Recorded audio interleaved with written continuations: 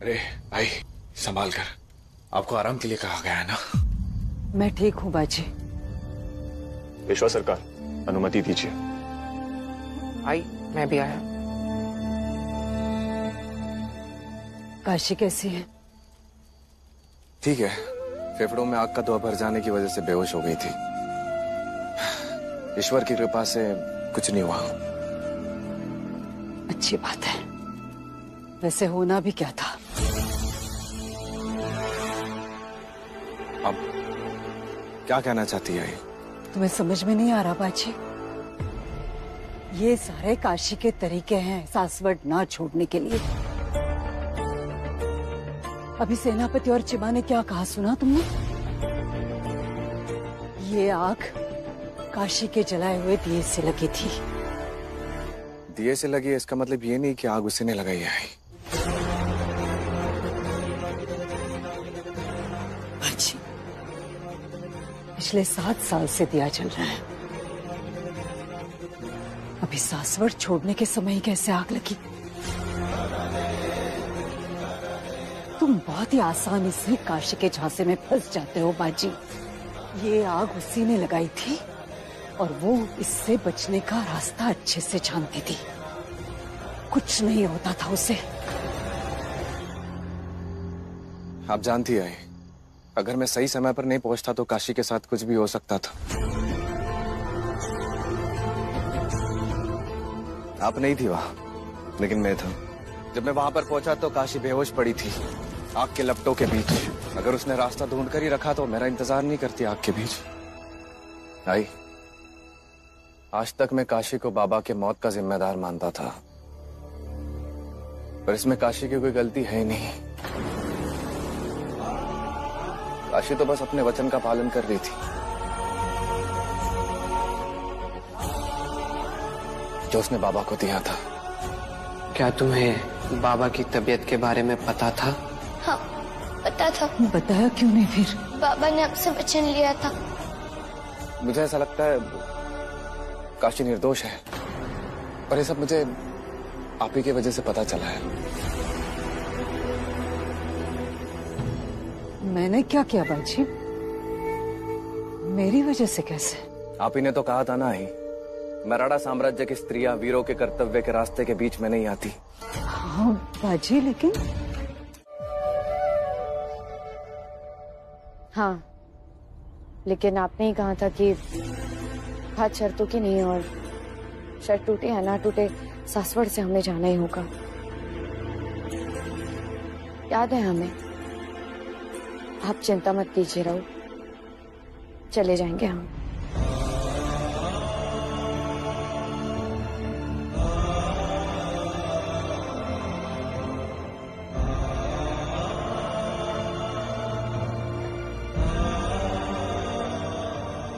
ये सामान तुम्हारा है? यहाँ क्या कर रहा है? हाँ, वो हमारे हाथों पर घाव था तो गंगा ने उतार दिए थे। पर इसे यहाँ नहीं होना चाहिए। नहीं नहीं राहुल, वो वैजी आए थे औषधियाँ लगाने तो हमें उतारना पड़ा। हम अभी हटा लेते हैं।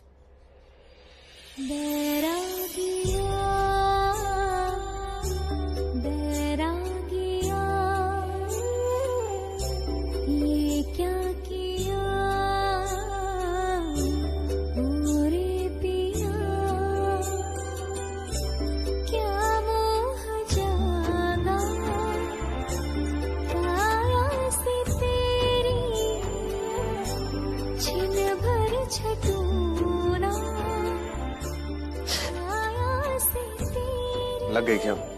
चोट तो नहीं पहुंचाई ना मैंने? नहीं, बिल्कुल नहीं। झूठी। बचपन से ही झूठ बोलने में महारत हासिल किया ना तुमने।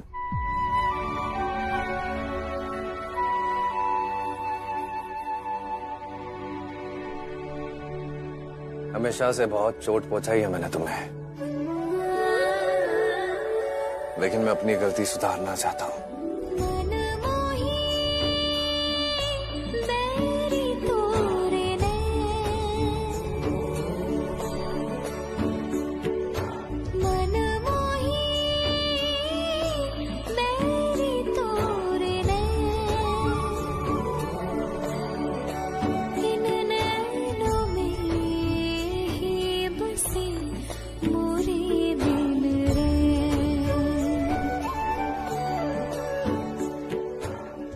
तुम यही रुकोगे मेरे साथ, हमेशा हमेशा के लिए। मैं कुछ कह रहा था कि अब युद्ध तो टल चुका है और तुम्हारे कक्ष और वाड़े का एक हिस्सा भी जल चुका है।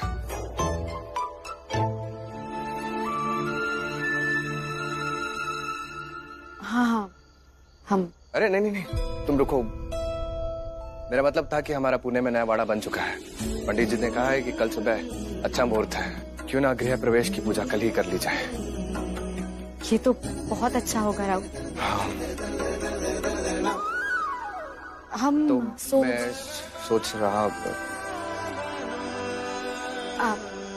मैं सोच रहा था कि तुम इस घर की बड़ी बहू हो और पेशुन बाई भी हो। जहां तक कि मुझे पता है गृह प्रवेश की पूजा जोड़ी में होती है और मैं चाहता हूं कि तुम और मैं साथ में पूजा करें।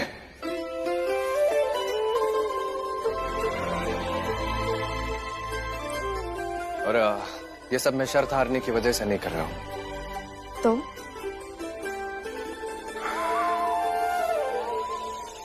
मेरी पत्नी होने के अधिकार से।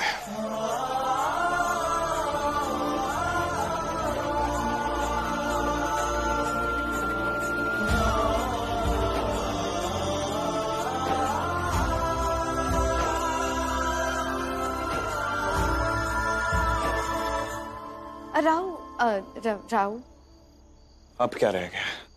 हम कहना चाह रहे थे कि मतलब रात हो गई है ना अब तो। तो आप सब बताओ ना, कहना क्या चाहती हो? हम सोच रहे थे कि अब सो जाइए अब। तुम रुको यहाँ पर, मेरी चिंता मत करो, मैं खुद अपना इंतजाम कर लूंगा। अरे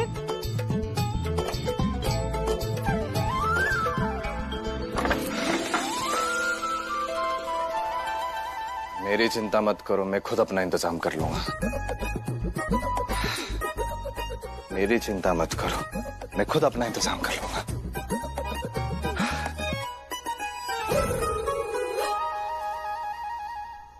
मेरी चिंता मत करो, मैं खुद अपना इंतजाम कर लूंगा। मेरी चिंता मत करो, मैं खुद अपना इंतजाम कर लूंगा।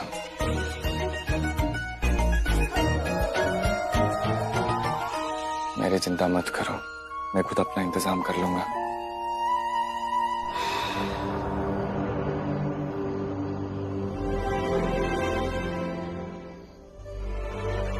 मालकिन, थोड़ा सा और मालकिन, आपको आराम मिलेगा। सासू माँ,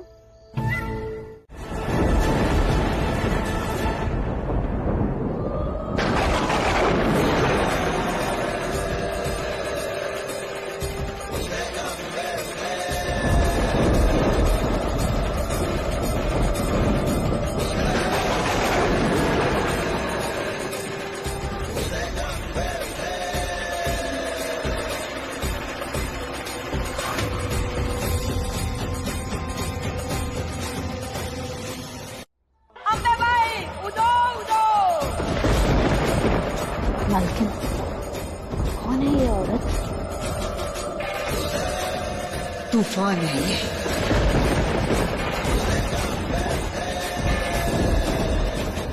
पेशवा सरकार, ये महामाया बाई है। ये अपनी आंखों से तो नहीं देख सकती, लेकिन अपनी ज्योतिष विद्या के बल पर समय के आर और पार जरूर देख सकती है।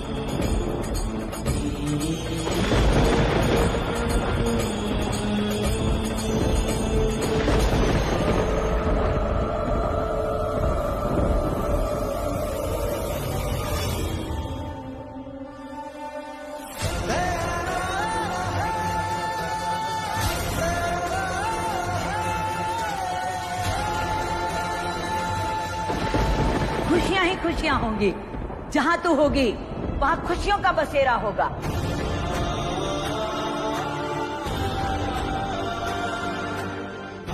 नया घर, नई शुरुआत हो रही है तुम्हारी।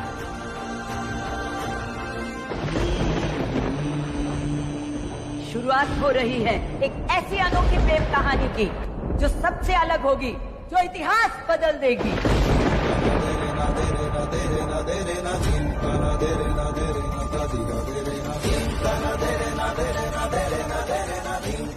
इतिहास बदलते की मतलब? और पेशवा बाजीराव बल्लाड़ तुम्हारा जीवन बदल जाएगा। जो तुम्हारे सामने होगा उसे देख नहीं पाओगे तुम।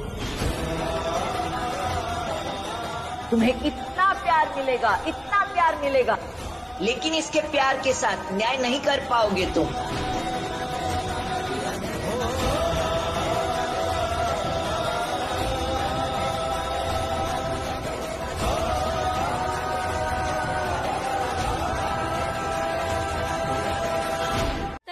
चलो वापस, क्या कर रही हो? लाडू नहीं ना, रुको ना।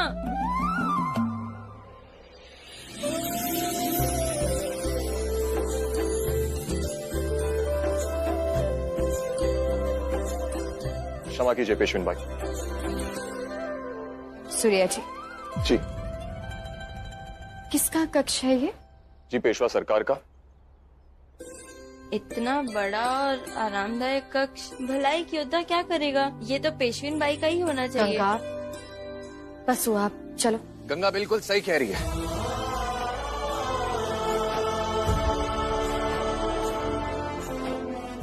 बात अगर सुंदरता की है तो इतना सुंदर कक्ष सिर्फ पेशवेन बाई का ही होना चाहिए।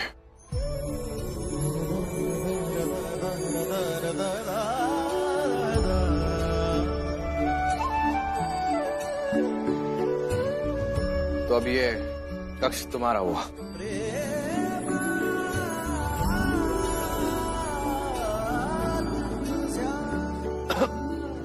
लेकिन आप कहाँ रहेंगे? इस बार भी मच्छरों के बीच? कहाँ रहेंगे मतलब? यहीं रहेंगे और कहाँ? हाँ हाँ, और क्या, सही बात है। मैं भी कितना बड़ा मूर्ख हूँ। घर है, कोई रणभूमि थोड़ी। यहाँ तो पेशवा सरकार और पेशविन भाई एक ही कक्ष में रहेंगे।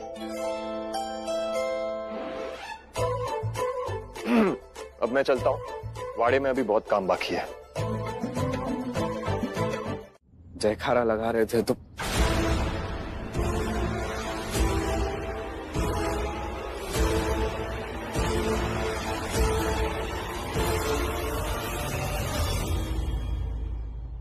क्या हुआ है? तुम अपनी बातें भूल गए होगे बाजी, लेकिन मैं अपना दर्द की वजह, दर्द की सजा नहीं भूली हूं। मैंने कहा था ना तुमसे, ये दुविधा की लड़ाई तुम्हें जीतनी ही होगी बाजी, तुम्हारे बाबा के लिए। वरना तुम्हारे बाबा की प्रतिमा के सामने दिया जलाने का हक मैं तुम्हें नहीं दूंगी। तुमने काशी को माफ कर दिया, इसलिए आज से तुम्हारे बाबा की प्रतिमा के सामने इस परिवार के पहले पेशवा बालाजी विश्वनाथ बल्लाड़ की प्रतिमा के सामने आरती करने का हक तुमसे छीन रही हूँ।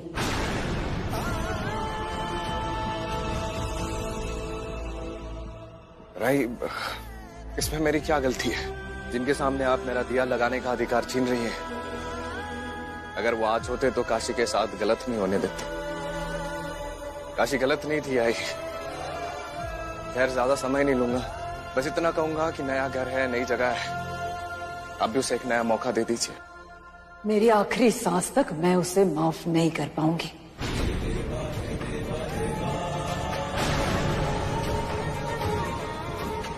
अगर आपने फैसला कर ही लिया तो अब मैं कुछ नहीं कहूंगा। बल्लाड़ की प्रतिमा के सामने आरती करने का हक तुमसे छीन रही हूँ।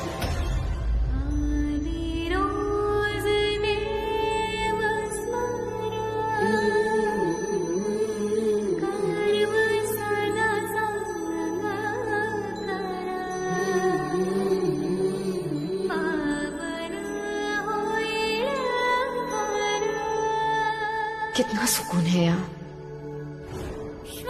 तुम यही रुकोगी मेरे साथ, मेरी पत्नी बनकर।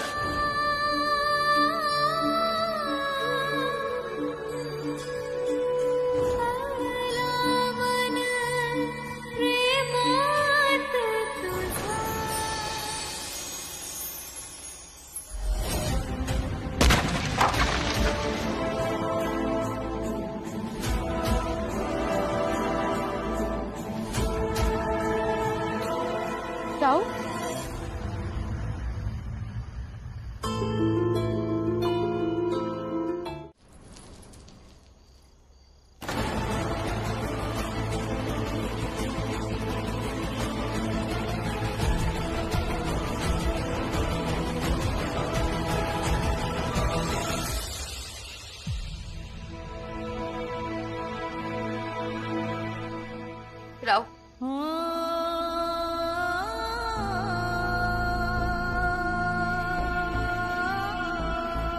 हमारे बहते खून के साथ साथ हमारे आंसू भी पोंछ लिए। आज भी शर्त भी टूट गई राव।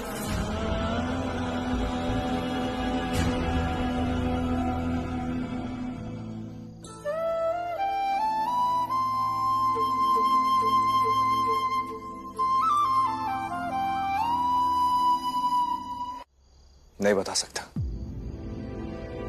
लेकिन ऐसी क्या बात है जो अंदर ही अंदर आपको इतना तोड़ रही है कि आप हमें नहीं बता पा रहे? क्या हुआ है, हमें बताइए। वो आई ने मुझसे एक हक छीन लिया है। कैसा हक? आई ने मुझसे कहा था, ये दुविधा की लड़ाई तुम्हें जीतनी ही होगी बाजी, तुम्हारे पापा के लिए, वरना तुम्हारे पापा की प्रतिमा के सामने दिया जलाने का हक मैं तुम्हें नहीं दूंगी। छीन लिया हक?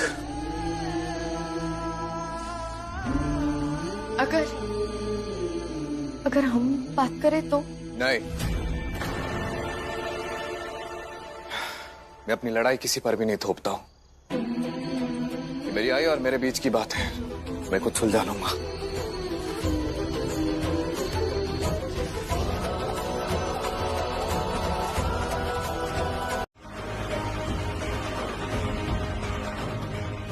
कृष्णा, बाजीराव, आपकी हिम्मत कैसे हुई मेरे बेटे को दास बनाकर रखने की? बाबा, राहुल, लाडू, बस तुम बीच में मत पड़ो। भूल गया मेरे परिवार ने कितना साथ दिया है आपका।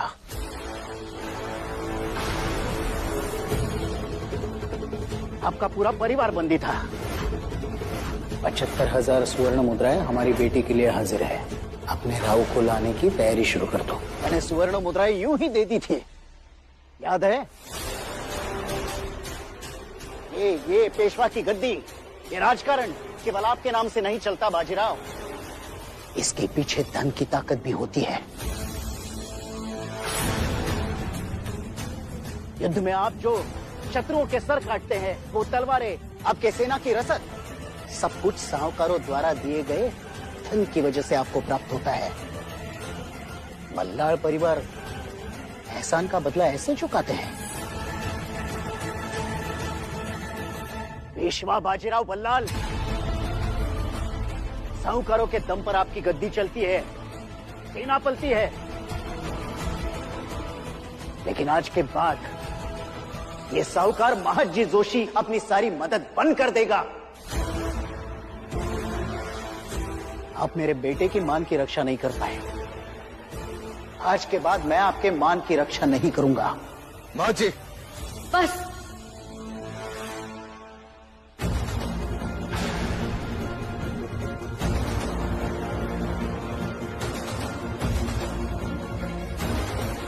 आपकी बेटी इस घर में जरूर ब्याही है बाबा, लेकिन ये मत भूलिए कि इस वक्त आप बाजीराव पेशवा के बाड़े में खड़े हैं। वो पेशवा जो आप सबके रक्षक भी हैं।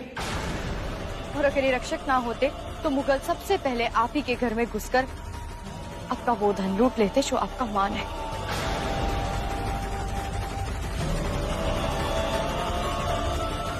आपके बेटे ने अपराध किया था और उसी अपराध का उसे दंड भी मिला, और वो दंड राव ने नहीं, हमने दिया था, पेशविन भाई ने। लाडू, तुमने अपने भाई का ऐसा हाल किया? हमने क्या किया और क्यों किया ये पूछने से पहले आप ये पता कर लेते कि कृष्णा के गुनाह कितने गंभीर थे। हाँ, सुना है मैंने, सुना है कि कृष्णा ने। काका, एक बार सुन लीजिए। काका, आप मेरे भाव को गलत समझ रहे हैं, वो ऐसे नहीं है। चिमा जी, हाँ, तुम तो मेरे बेटे के बचपन के साथी थे, फिर तुमने क्यों नहीं रोका? सच बात तो ये है कि तुम सब लोगों ने मिलकर मेरे बेटे की ये दुर्दशा की है। क्या अपने लोगों से गलती हुई तो उन्हें क्षमा नहीं की जाती। काका आप जानते हैं एक पेशवा का न्याय सर्वोपरि होता है। न्याय? न्याय नहीं, घमंड। तुम्हारे पेशवा का घमंड, और ये घमंड मैं ही तोड़ूंगा। वो लोगों के साथ ऐसा बर्ताव नहीं कर सकता, पर ये बात उसे तब पता चलेगी जब उसके किसी अपने को चोट लगेगी। चलो कृष्णा। काका ये कहने का मतलब क्या है आपका? मतलब जल्दी पता चल जाएगा राधाबाई। पीठ दिखाकर नहीं जा सकते आप। गुस्से में आकर आचार विचार सब भूल गए।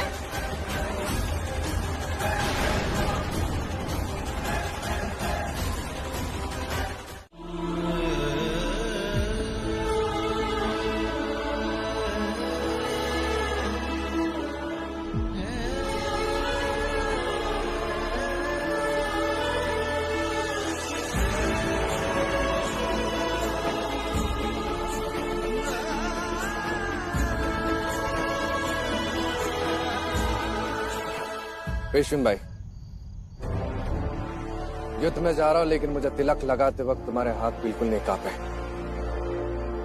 रणभूमि में भेजते वक्त तुम्हें डर नहीं लगता? एक पेशविन वो दर्द की अनुमति होती है, डर की नहीं।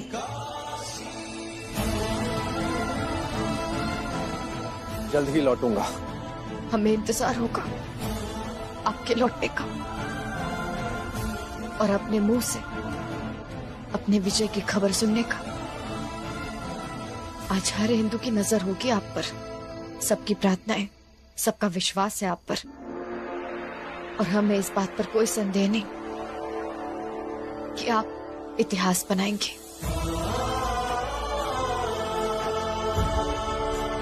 हर हर महादेव। हर हर महादेव। सैनिकों, हम में से सबको शस्त्र की और शास्त्र की समझ है। शास्त्र के आधार पर हमने संधि प्रस्ताव भेजा था, अब शस्त्र के आधार पर चढ़ाई होगी। दक्कन में निजाम से लेकर उत्तर में मुगल दरबार तक सिर्फ एक ही डंका होगा, मराठाओं का, और ये शपथ है बाजीराव बल्लाड़ की। हरा हरा हरा हरा। भाई आशीर्वाद दीजिए। यशस्वी हो। चलता हूं।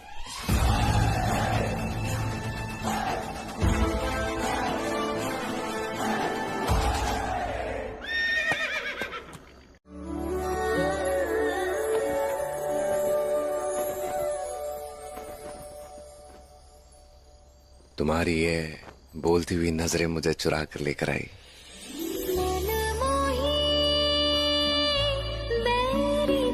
और आपके सैनिक अपने पेशवा को ढूंढ रहे होंगे तो? पेशवा नहीं, तुम्हारा बैरी बाजी।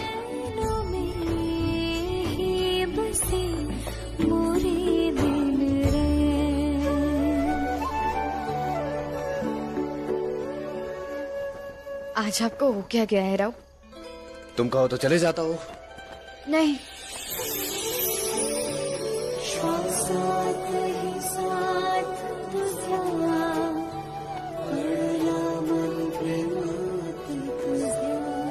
मत चाहिए। आप हमें जाते हुए जरा भी नहीं अच्छे लगते। हमारे बस चले ना तो हम आपको अपना बंदी बना ले। बंदी?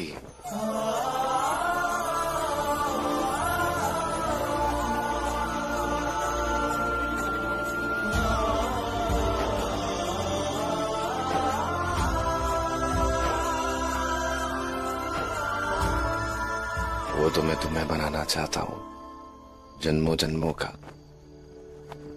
हमेशा हमेशा के लिए।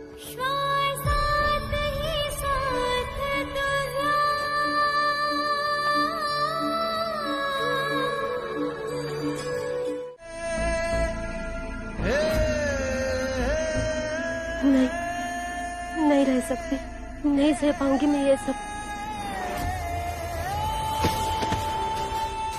छोटे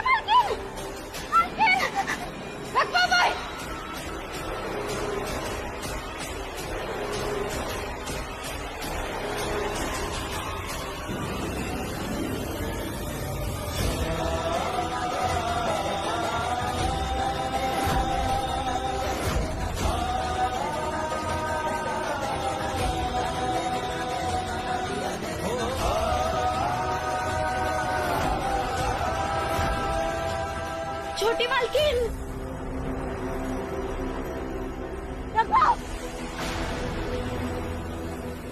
रखमा भाई, आगे मत आओ, पास मत आना। मैं कूद जाऊंगी, आगे मत आओ। नहीं रखमा, रुको। अगर मेरे पति को कुछ हो गया तो फिर मैं जीकर क्या करूंगी भाभी? मुझे विधवा की जिंदगी नहीं जीनी है भाभी। तुम माफ करो भाभी। क्या बोल रही हो रखमा भाई? देखो, आगे मत बढ़ना, आगे मत आओ। रखमा भाई,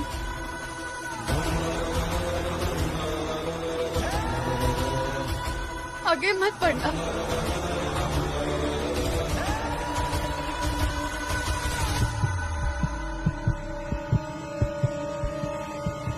रखमा भाई, नहीं, नहीं, नहीं,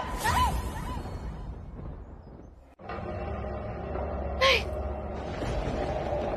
सुनो रखमा, तुमने हमें अपनी बहन माना है, तुम्हारी बात नहीं सुनोगी। सुन चुके हैं भाभी। सासू माँ कह रही थी कि वो उन्हें मार देंगे, पहले से ही वो कमजोर है। और मैं सासू माँ की तरह नहीं हूँ भाभी कि मैं अपने पति के बिना जी सकूं। कौन कहता है कि चिन्मय जी नहीं लौट कर आएंगे रखमा भाई? अरे मारना होता तो तभी मार देते ना जब हमला किया। चिन्मय जी की जिंदगी की कोई तो कीमत होगी, सोचो। और अगर हमारी बात में जरा भी सच्चाई है तो सोचो, जब चिन्मय जी आएंगे देखेंगे तो उन्हें कैसा लगेगा। उनकी रखमा भाई ने उनका जरा भी इंतजार नहीं किया।